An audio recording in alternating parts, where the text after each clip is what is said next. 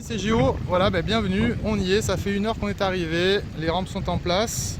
Je viens de faire une petite bâtée de test juste ici et je vous reprends dans quelques instants en vidéo pour montrer ce qu'on a déjà découvert. Donc on va passer la journée à se régaler.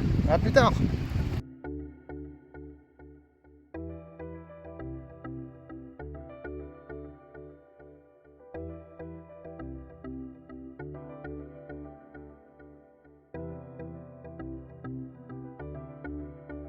Donc écoutez, on voit bien là les plombs de pêche. Et juste ici, vous voyez, hop, déjà des paillettes. Petite dédicace en particulier à French Diggers. C'est raté mec, mais ça sera pour la prochaine, t'inquiète. Bon, on a déjà trouvé 4 petites pépites là. Je vous montrerai ça plus tard dans la vidéo. Et puis une autre dédicace à Couple des Euros, voilà, une prochaine vidéo qui va sortir, effectivement tu as des raisons. Il y aura bien de l'or dedans. Et pendant que le pote est en train de remplir les rampes, je vous montre les 4 pépites.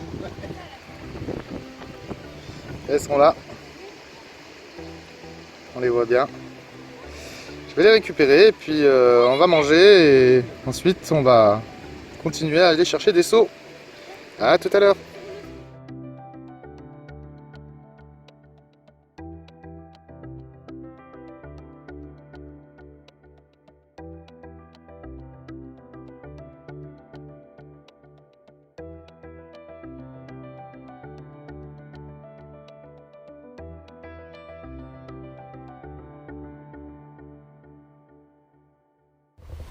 Bon, voilà, là je pense qu'on est dans un beau placeur. Je sais pas s'il a déjà été exploité. En tout cas on a des arbres avec leurs racines sur les abords qui freinent beaucoup les particules. Et on a ce gros rocher là qui semble avoir été déplacé. Alors je pense pas par des gars parce que ça va être bien balèze, hein, mais qui a libéré cette place juste derrière. Donc un frein pour l'eau et peut-être une possibilité de trouver des paillettes d'or à l'intérieur. Ah bah si, je pense que ça a été creusé. Regardez ce qu'il y a par terre. Regardez ce que je trouve. Ça me fera un outil de plus. Un petit pic d'orpailleur. Bon, mais je vais essayer de gratter un petit peu dans ce placeur. Peut-être que c'est toi, French Diggers, qui l'a oublié celui-là. Je te le renverrai si tu m'envoies ton adresse par la poste. Allez, je continue.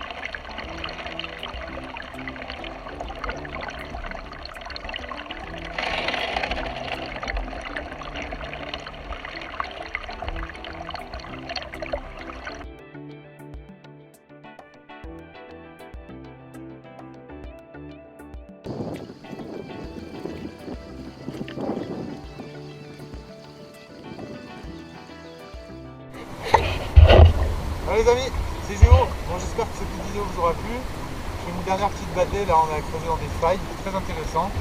Alors, comme je vous disais tout à l'heure, j'ai trouvé un deuxième crochet d'orpailleur. Et puis on a trouvé quelques pépites. Comme il y a beaucoup de vent, j'ai pas fait beaucoup de rush vidéo. Mais je vous ferai des montages une fois arrivé à la maison. Et puis une belle photo, nettoyage final, des pépites qu'on aura pu récolter. À bientôt.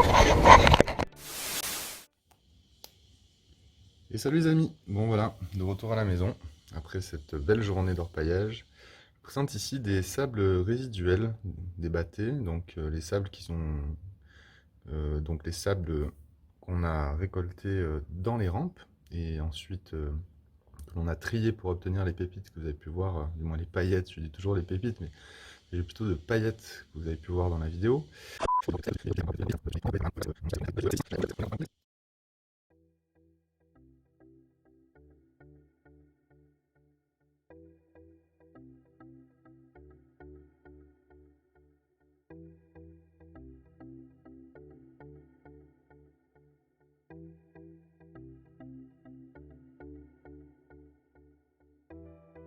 Et donc ces sabres résiduels, je les ai conservés pour les traiter à la passoire.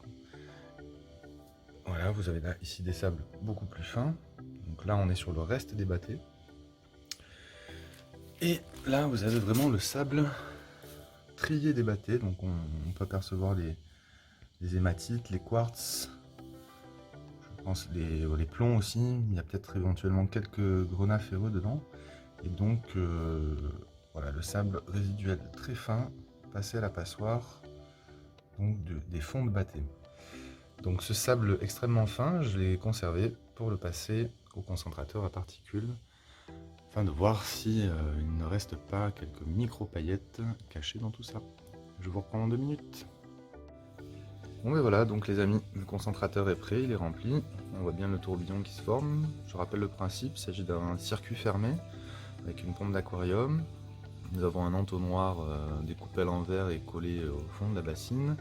Et un principe donc de siphon, ce qui va permettre au sable léger de remonter à la surface et de passer par le siphon, donc pour qu'on puisse conserver l'ensemble des éléments les plus lourds qui resteront bloqués en fond de bassine. Bon, bah, tout simplement j'ai pris une grosse cuillère et je vais introduire les sables régulièrement pour voir ce qui se passe. On va placer déjà une première cuillère. C'est parti. Donc, il devrait se former un vortex.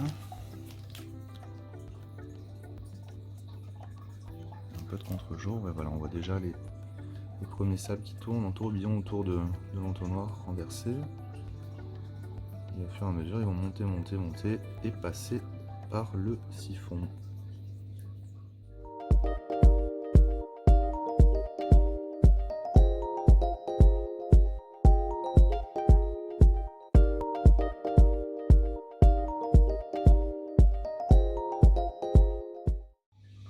Voilà, donc on aperçoit déjà des sables un peu plus noirs, plus foncés, qui restent piégés au bord de l'entonnoir, tandis que les sables plus légers sont en train de grimper tout doucement et s'enfuir dans le siphon.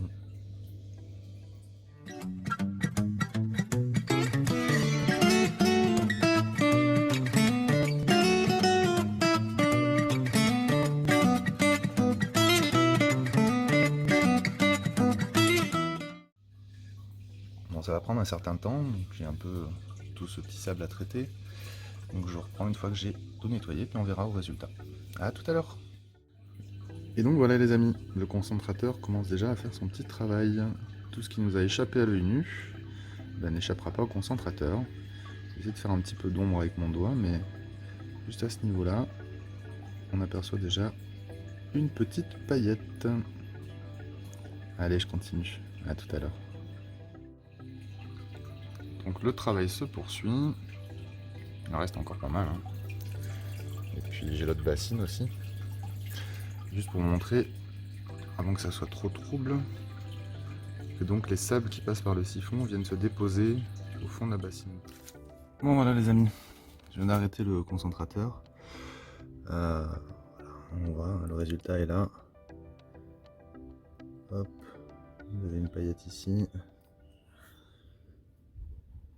Vous en avez une autre là.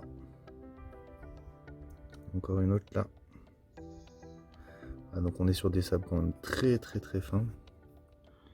Et donc, comme je le disais à l'instant, tout récupérer, laisser sécher.